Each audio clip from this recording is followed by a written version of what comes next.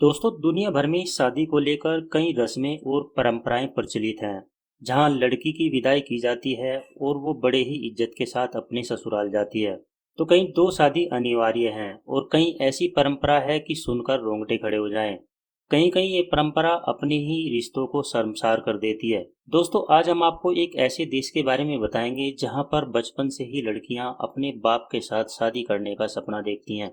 जी हाँ दोस्तों, आज हम आपको हमारे पड़ोसी देश बांग्लादेश के कुछ ऐसे शर्मनाक रीति रिवाजों के बारे में बताने जा रहे हैं जिन्हें देखकर आप हैरान रह जाओगे और सोचने पर मजबूर हो जाओगे कि बांग्लादेश जैसा छोटा सा देश जो कि हिंदुस्तान के रहमो करम पर जीवित है, वो इतना गंदा और शर्मनाक काम कैसे कर सकता है।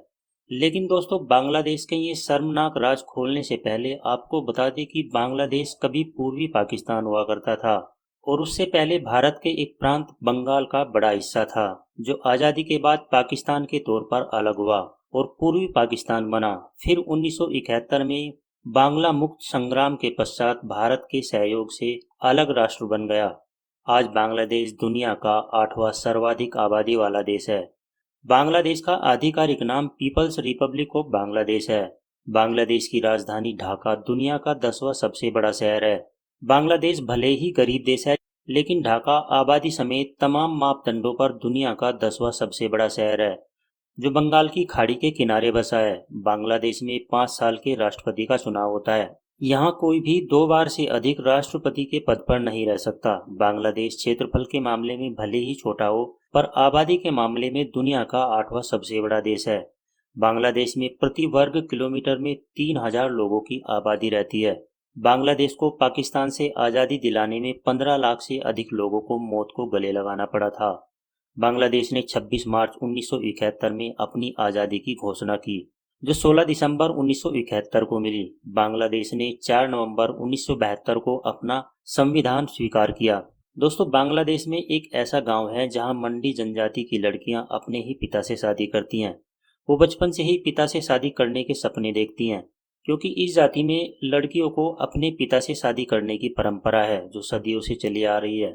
इसी जनजाति की एक ओरोला नाम की लड़की का कहना है कि जब वो बहुत छोटी थी तभी उसके पिता की मृत्यु हो गई थी। तब उसकी माँ की दूसरी शादी हो गई। तब से वह अपने दूसरे पिता को पति के रूप में देखने लगी थी। वहीं अगर किसी महिला के पति की कम उम्र में मृत्यु हो जाती है, तो उस महिला को अपने पति के परिवार में से किसी से शादी करनी पड़ती है। इस समय ओरोला के अपने पिता से 3 बच्चे हैं और ओरोला की माँ के 2 बच्चे। बांग्लादेश में मंडी जनजाति के करीब 20 लाख लोग रहते हैं।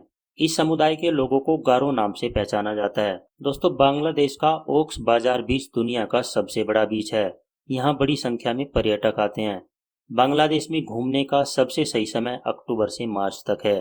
बांग्लादेश की जलवायु उष्णकटिबंधीय जलवायु है।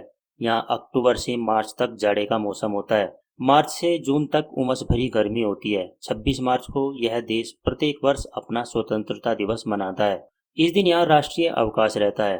बांग्लादेश के स्वतंत्रता युद्ध में बांग्लादेश को भारत का साथ मिला था। इस युद्ध में शहीद हुए शहीदों के लिए ढाका मेडिकल कॉलेज के पास शहीद मीनार का निर्माण किया गया।